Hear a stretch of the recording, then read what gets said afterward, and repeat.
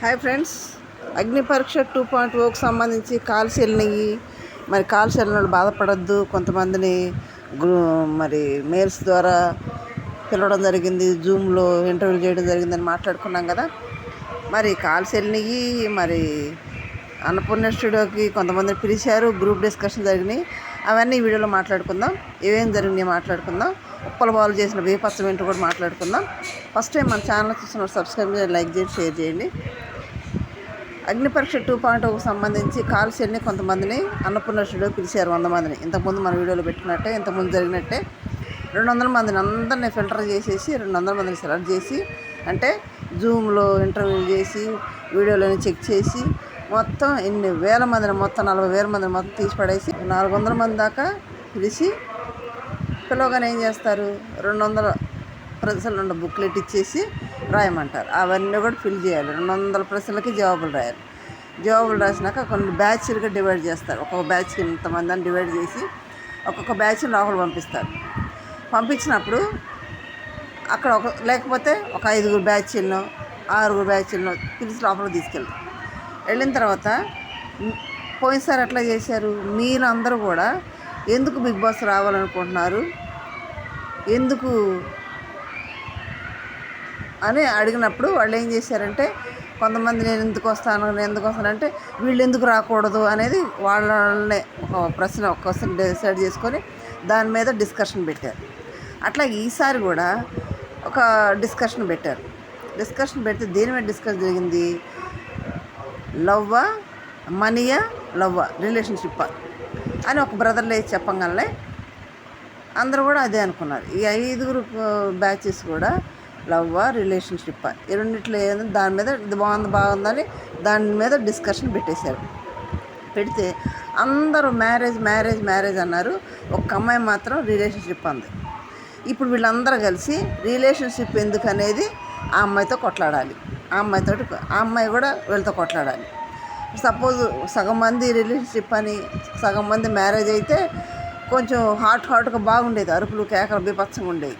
ఎందుకంటే వీళ్ళు వాళ్ళ కోసం చేసి, వాళ్ళు వీళ్ళ కోసం చేసి, వాళ్ళు ఎందుకు కాకూడదు, వీళ్ళు ఎందుకు కాకూడదు, అరుపులు కేకలు బీభత్సంగా ఉండేది. ఇప్పుడు అక్కడ ఉంది ఒకే పర్సన్, రిలేషన్షిప్ అన్న ఒక్క పర్సనే ఉంది. అక్కడ ఒక్క అమ్మాయి ఉంది. ఇక్కడ చాలామంది అందరూ కూడా మ్యారేజ్కే ఓటేశారు. మరి ఒక్క అమ్మాయిని ఏమి గొడవ చేస్తారు, ఏమి ఒత్తిడి చేస్తారు. అబ్బాయి అయితే సరే ఏదో ఒక విధంగా బీభత్సంగా రచ్చ చేయొచ్చు. అమ్మాయి కదా, కొంచెం అమ్మాయిని కూడా ఆలోచన చేస్తారు కదా. అమ్మాయి కదా, మనం వల్గర్గా మాట్లాడలేము అన్నట్టు మాట్లాడతారు కదా. అప్పటికి దాని మీద డిస్కషన్ జరిగిందంట, చాలాసేపు డిస్కషన్ జరిగిందంట. జరిగింది ఒకటి ఏంటంటే, వెళ్ళే వాళ్ళు ఎవరైనా సరే ఏదైనా డిస్కషన్ మీ ఒంటరిగా మీరే ఉన్నారు, ఒక్కళ్ళే ఉన్నారు. ఆ డిస్కషన్ సంబంధించి ఒకవైపు మీరు ఒక్కళ్ళే ఉన్నప్పుడు ఏదైనా మాట్లాడేది గట్టిగా మాట్లాడాలి, స్ట్రైట్ ఫార్వర్డ్గా మాట్లాడాలి, ఉన్నదన్నట్టు మొహం మీద మాట్లాడేసేయాలి. అలా ఉంటేనే అక్కడికి వెళ్ళాలి. అక్కడ దీని మీద డిస్కషన్ బాగా జరిగిందంట. అమ్మాయి కూడా బాగా మాట్లాడిందంట. అది డిస్కషన్ ఒక 5 బ్యాచ్లకు అయింది అంటున్నారు.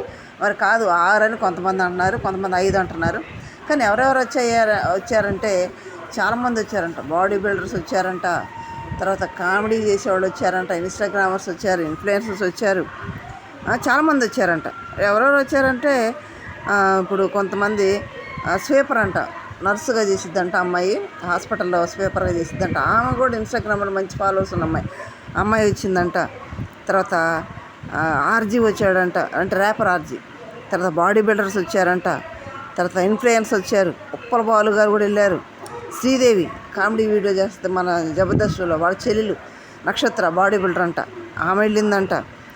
మరి డాన్సర్స్ వెళ్ళారు. వరంగల్ బుట్టబొమ్మని ఒక అమ్మాయి ఆ మధ్య కాంట్రవర్సీ కూడా అయింది, ఒక డాక్టర్ తోటి ఏదో, ఆ అమ్మాయి కూడా వెళ్ళిందంట.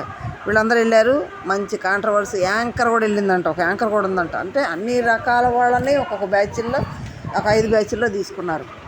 మరి బేపచ్చమైన గొడవ జరిగిందంటే అరుపులు కేకలు మరి. కానీ కొంతమంది అయితేనేమో అమ్మాయిలు ఒకళ్ళేమో మా మమ్మీ డాడీ మా చిన్నప్పుడు చనిపోయారని, ఒకళ్ళేమో మా డాడీ లేరు అని, ఒకళ్ళేమో మా డాడీ చనిపోయినాక నా కెరీర్ మొదలైందని, ఒకళ్ళు అట్లా కొంచెం చాలా ఏడుపు మొదలు పెట్టారంట. సింపతి బాగా ఏడ్చారంట. మాకు ఇట్లా ఉందని వాళ్ళ ప్రాబ్లమ్స్ చెప్పి బాగా ఏడ్చారంట. కానీ ఏడ్చినందుకు అక్కడ ప్రయోజనం ఉండదు. వాళ్ళని ఇంప్రెస్ చేయాలి, అక్కడ ఉన్నటువంటి జడ్జెస్ని ఇంప్రెస్ చేయాలి. అక్కడ ఉన్నటువంటి బిగ్ బాస్ టీం మెంబర్స్ ఉంటారు కదా, వాళ్ళు ఇంప్రెస్ అవ్వాలి కదా. మన మాటలకు కానీ మన అరుపులకు కానీ వాళ్ళు ఇంప్రెస్ అవ్వాలి. మరి ప్రతిదానికి ఎమోషన్ అయిపోతూ ఉంటే జాలితో తీసుకుంటే ఉపయోగం ఉండదు. ఎమోషన్ అయ్యారనుకోండి, ఇప్పుడు బిగ్ బాస్ హౌస్లోకి వెళ్తారు, వెళ్ళిన దగ్గర నుంచి ఎమోషన్ ఒక్కటే పడదు కదా. అక్కడ గేములు ఉంటాయి, తనలాట్లు, గుద్దులాట్లు, అరుపులు అన్నీ ఉంటాయి. ఈ ఎమోషన్ ఒక్కటే పనికిరాదు కాబట్టి ఆ టీం మెంబర్స్ని వాళ్ళని మెప్పించాలి. వాళ్ళని మెప్పించకపోతే ఏడ్చిన ఉపయోగం ఉండదు, దొర్లాడిన ఉపయోగం ఉండదు. అందుకని వెళ్ళేవాళ్ళు ఎవరైనా సరే మీ పర్సనల్స్ ఉంటాయి, ఒక్క మాట చెప్పి వదిలేసేయండి. ఎక్కులు పెట్టి ఎగ్గులు పెట్టి ఏడుస్తూ ఉండవాకండి. వాళ్ళని ఇంప్రెస్ చేసే విధంగా ఉండాలి. ఓకే, వాళ్ళు మెచ్చుకొని తర్వాత వాళ్ళు మనలో ఉన్నటువంటి క్యారెక్టర్స్ అన్నీ కూడా గమనిస్తారు. వీళ్ళు దేనికి పనికి వస్తారు, బిగ్ బాస్కి వస్తే మనకు ఉపయోగం ఏంటి, వీళ్ళు ఏ విధంగా ఉపయోగపడతారు, నామినేషన్ టైంలో పెద్ద పెద్దగా అరిచి ఉపయోగపడతారా, లేదంటే ఏదైనా కాంట్రవర్సీ చేయడానికి ఉపయోగపడతారా, లేదంటే పెద్ద పెద్దగా అరుస్తారా, లేదంటే కొట్లాటకు దూకుతారా అన్నవన్నీ కూడా చూస్తారు వాళ్ళు. బిగ్ బాస్ టీంకు, బిగ్ బాస్ హౌస్కి కానీ బిగ్ బాస్ టీంకి కానీ ఉపయోగపడే విధంగా మీరు ఏం టాలెంట్ ఉందో ఆ టాలెంట్ చూసి తీసుకుంటారు. కాబట్టి మనం ఏడుపుతూ ఉంటే, ఎమోషనల్గా ఉంటే వాడు కుదరని పని అది. ఓకే, నెక్స్ట్ వచ్చి ఉప్పల బాలు వెళ్ళాడంట. ఉప్పల బాలు గారిని అయితే వాళ్ళని నవ్వించమని అడిగారంట. అసలు ఉప్పల అయితే ఆ హారంతా బేపసం చేసి పడేశాడంట. ఎట్ట వెనుకలు తిరిగి డ్యాన్స్ చేసి దొర్లాడి నవ్వి బేపత్సం చేసి బయట చేస్తాడు, అట్లా చేసి వాళ్ళని నవ్వించడానికి ప్రయత్నం చేశారంట.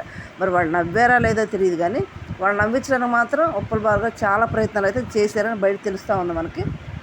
కొంతమంది అయితే పెడుతున్నారు వీడియోలో, ఇట్లా జరిగినాయి, 5 బ్యాచ్లకు జరిగిందని, 6 బ్యాచ్లకు జరిగిందని, 200 మందికి పిలిచారని, లేదు 400 మంది పిలిచి 200 మంది ప్రశ్నలతోటి బుక్లెట్ ఇచ్చారని, ఇవన్నీ జరిగిన అక్కడికి వెళ్ళగానే మన డైరెక్ట్ లోపల పంపరు. 200 ప్రశ్నలతో ఉన్న బుక్లెట్ ఇచ్చి దాన్ని ఫిల్ చేసిన తర్వాత ఆన్సర్స్ రాసిన తర్వాతనే లోపల పంపిస్తారు.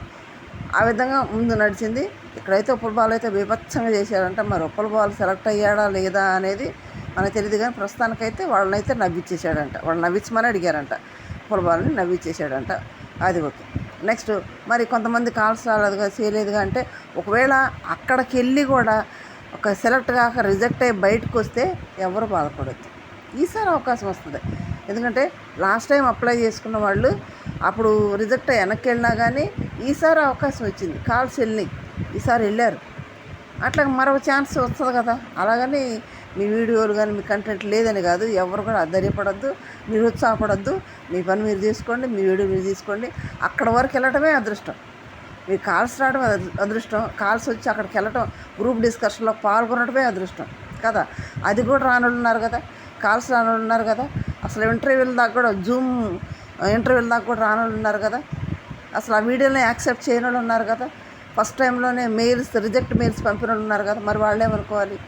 వాళ్ళతో పోలిస్తే మీరు ఇక్కడ దాకా రావడమే చాలా అదృష్టవంతులు, గ్రూప్ డిస్కషన్లో పాల్గొనడమే అదృష్టవంతులు. రిజెక్ట్ అయితే ఎవ్వరూ ఏమీ కంగారు పడదు, నిరుత్సాహపడదు. ఓకే ఫ్రెండ్స్, ఇంతవరకు అయితే 6 బ్యాచ్లకు అయితే జరిగిందంట. కొంతమంది 5 బ్యాచ్లు అంటున్నారు. మరి ఉప్పల బాలు అయితే బీభత్సంగా చేశారంట. అక్కడ మాత్రం అరుపులు కేకలు అయితే బాగున్నాయంట. ఒక బ్యాచ్ అయితే మాత్రం అసలు డిస్కషన్ చేయమంటే ఏం మాట్లాడలేదంట. పెద్దగా అరుపులు కానీ మామూలుగా సైలెంట్గా సానుకూలంగా మామూలు మనం కూర్చొని మాట్లాడుకున్నట్టు మాట్లాడుకున్నారంట. మరి అట్లా మాట్లాడుకుంటే అలా సానుకూలంగా, సానుభూతిగా, సైలెంట్గా, స్మూత్గా పోయేవాళ్ళు అయితే బిగ్ బాస్లో పనికిరారు కదా. అలాంటి వాళ్ళు అసలు పనికిరారు అక్కడ. మరి లేదు, అలాంటి వాళ్ళు కూడా కావాలంటే స్మూత్గా ఉన్నవాళ్ళు, సైలెంట్గా ఉన్నవాళ్ళు కూడా లోపల కూడా ఏదో కంటెంట్ ఉంటుంది కానీ తీసుకోవచ్చో మరి ఏదో తెలియదు. కానీ డిస్కషన్ చేయమంటే మామూలు సింపుల్గా స్మూత్గా డిస్కషన్ చేశారంటే పెద్ద అరుపులకి అసలు ఏమి లేవంట. మరి వాళ్ళలో ఒకళ్ళని తీసుకుంటారా లేదా అంటే మనం ఆలోచన వేరుంటుంది, బిగ్ బాస్ టీం వాళ్ళ ఆలోచన వేరుంటుంది. వాళ్ళు అన్నీ గమనిస్తారు. వీళ్ళు ఏ విధంగా ఉపయోగగలరు, ఎమోషనల్గా ఉపయోగపడగలరా, లేదంటే నామినేషన్లు అరవటానికి ఉపయోగపడగలరా, లేదంటే చిన్నదాని పెద్దానికి దూకేవాళ్ళు ఉపయోగపడగలరా అనేది ఇవన్నీ చూస్తారు. ఎమోషనల్గా ఉపయోగపడరా, లేదంటే వీళ్ళకి ఏదైనా కాంట్రవర్సీ ఉంటే అది వాళ్ళకి ఉపయోగించుకునే విధంగా ఉపయోగపడరా, ఇవన్నీ కూడా చూస్తారు. కాబట్టి వెళ్ళేవాళ్ళు ఎవరైనా సరే ఖచ్చితంగా ఎమోషన్ అవ్వద్దు, స్ట్రైట్గా మాట్లాడండి, ఉన్నదంటూ మాట్లాడండి, పెద్దగా మాట్లాడండి, గొంతు పెగిలించి మాట్లాడండి. ఓకే ఫ్రెండ్స్, ఒకవేళ అక్కడికి వెళ్ళి రిజెక్ట్ అనేది మాత్రం నిరుత్సాహపడొద్దు, మీ పని మీరు చూసుకోండి. ఓకే, అస్సలు రానుడు ఉన్నారు కదా, వాళ్ళతోటి పోల్చుకోండి. ఓకేనా? ఓకే ఫ్రెండ్స్, లైక్ చేయండి, షేర్ చేసి సబ్స్క్రైబ్ చేయండి. Thank you.